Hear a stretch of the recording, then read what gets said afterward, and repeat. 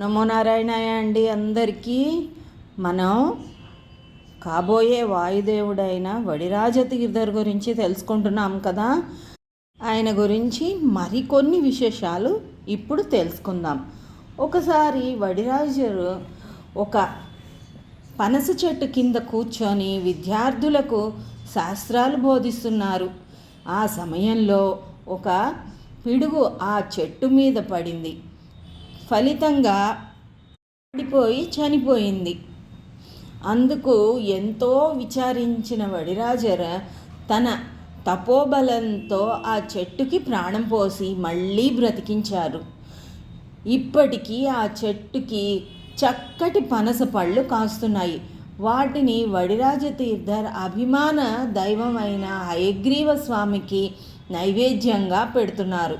వడిరాజ తీర్థర్ తనకు ఏదైనా అనారోగ్యం వస్తే దాని గురించి ఎప్పుడూ ఎవరికీ చెప్పేవారు కాదు. భగవంతుడు తనకి ఎప్పుడూ మంచిని ఇచ్చినట్లుగానే రోగాన్ని కూడా ఇచ్చారని, దాన్ని సంతోషంగా భరిస్తూ అనుభవించటమే తన ధర్మమని వడిరాజ తీర్థర్ భావిస్తూ ఉండేవాళ్ళు. అలా చాలా ఏళ్ళు గడిచాయి.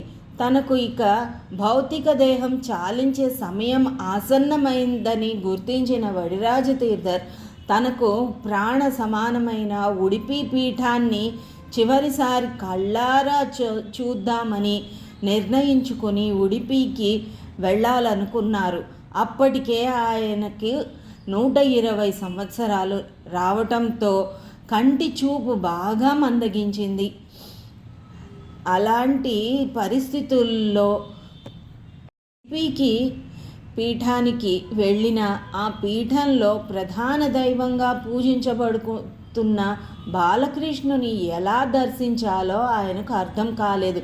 ఏది ఏమైనా భారం భగవంతుని పైన వేసి ఉడిపికి నడక ప్రారంభించారు.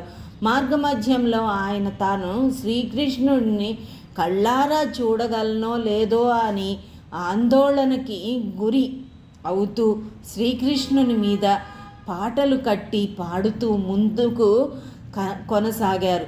చివరికి ఆయన ఉడిపి చేరుకుని శ్రీకృష్ణుడి విగ్రహం ముందు 2 చేతులు జోడించి నుంచున్నారు.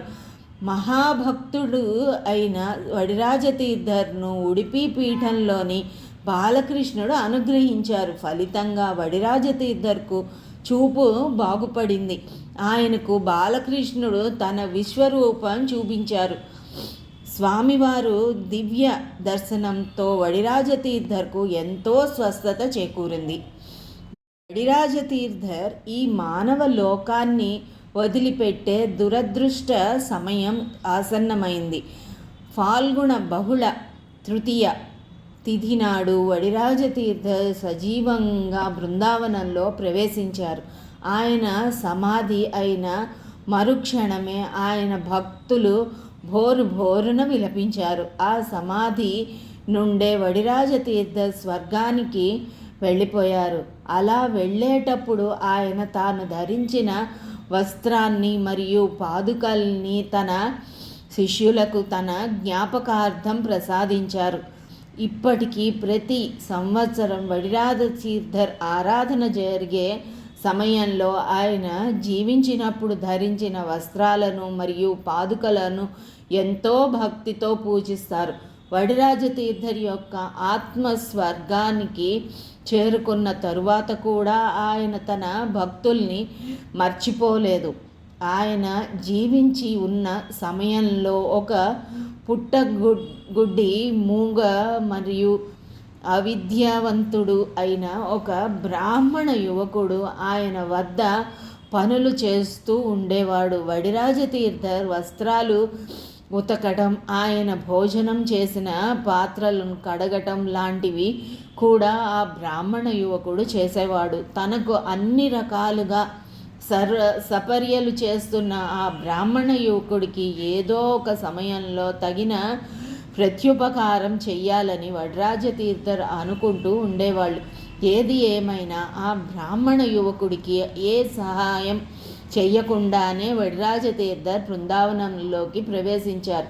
ఆపై తన అవతారాన్ని చాలించారు. కానీ ఆ బ్రాహ్మణ యువకుడు వడిరాజతీర్థర్ను నిరంతరము తలుచుకుంటూనే ఉండేవాడు.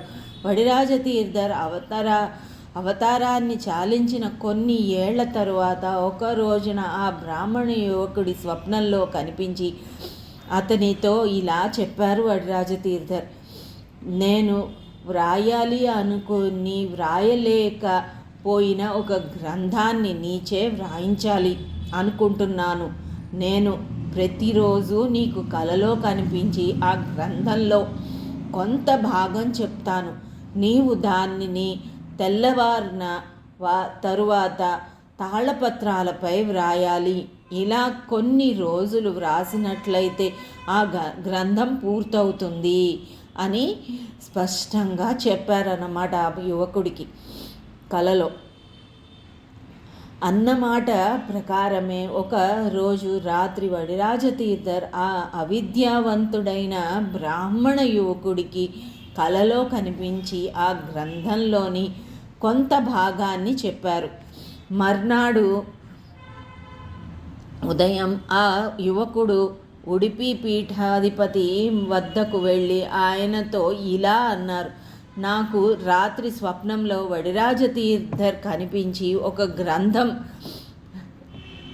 కొంత భాగాన్ని నాకు చెప్పారు. అది నేను ఇప్పుడు వివరిస్తాను అని ఆ యువకుడు చెప్పాడనమాట. అన్నమాట ప్రకారం ఒక పుట్టు మూగవాడు హఠాత్తుగా మాట్లాడటం చూసిన ఉడిపి పీఠాధిపతికి విపరీతమైన ఆశ్చర్యం కలిగింది. ఆ తరువాత ఆ బ్రాహ్మణ యువకుడు రాత్రి తనకు కలలో వడిరాజతీర్థ చెప్పిన అనేక సంస్కృత పద్యాలను ఉడిపి పీఠాధిపతికి వినిపించాడు.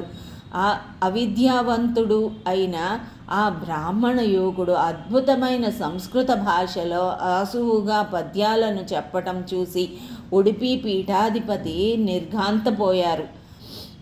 ఏది ఏమైనా వడిరాజతీర్థ యొక్క కరుణ వల్ల మరియు మహత్యం వల్ల పుట్టు మోగ చెవిటివాడు మరియు అవిద్యావంతుడైన ఆ బ్రాహ్మణ యువకుడు ఆ గ్రంథం మొత్తాన్ని కొన్ని వారాల పాటు భాగాలుగా ఉడిపి పీఠాధిపతికి వినిపించారు. ఆ బ్రాహ్మణ యువకుడు ఆసువుగా చెబుతున్న పద్యాలు ఉడిపి పీఠాధిపతి నియమించిన కొందరు పండితులు తాటియాకు పత్రాల మీద వ్రాస్తూ ఉండేవారు.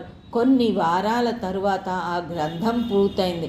ఈ సంఘటన జరిగిన కొన్ని సంవత్సరాలకే ఆ బ్రాహ్మణ యువకుడు హఠాత్తుగా చనిపోయారు. ఆ బ్రాహ్మణ యువకుడికి వడిరాజతీర్థర్ కలలో కనిపించి చెప్పిన గ్రంథం పేరు స్వప్న బృందావనాఖ్యానం. అద్భుతమైన ఈ గ్రంథంలో ఉన్న పద్యాలకు అర్థం ఏమిటో మరియు వాటి ప్రాముఖ్యం ఏమిటో ఆ గ్రంథాన్ని చదివిన ఏ పండితుడికి అర్థం కాలేదు. చనిపోయిన ఆ బ్రాహ్మణ యువకుడు అనేక సంవత్సరాలు గడిచిన తరువాత మళ్ళీ జన్మించి సోదే మఠంలో సన్యాసి జీవితాన్ని గడిపి చివరికి ఆ మఠానికి పీఠాధిపతి అయ్యారు. ఆ యువకుడే స్వప్న బృందావనాఖ్యానంలోని శ్లోకాలకి అర్థం ఏమిటో తెలియజేసే ఒక వ్యాఖ్యానాన్ని వ్రాశారు. ద్వాపర యుగంలో శ్రీకృష్ణుని వివాహం చేసుకోవాలని నిర్ణయించుకున్న రుక్మిణీదేవి ఒక వృద్ధ బ్రాహ్మణునికి తన రాయబారిగా కృష్ణుడి వద్దకు పంపి కృష్ణుడిని తన నిర్ణయాన్ని ఆ రాయబారి ద్వారా తెలియచేసింది.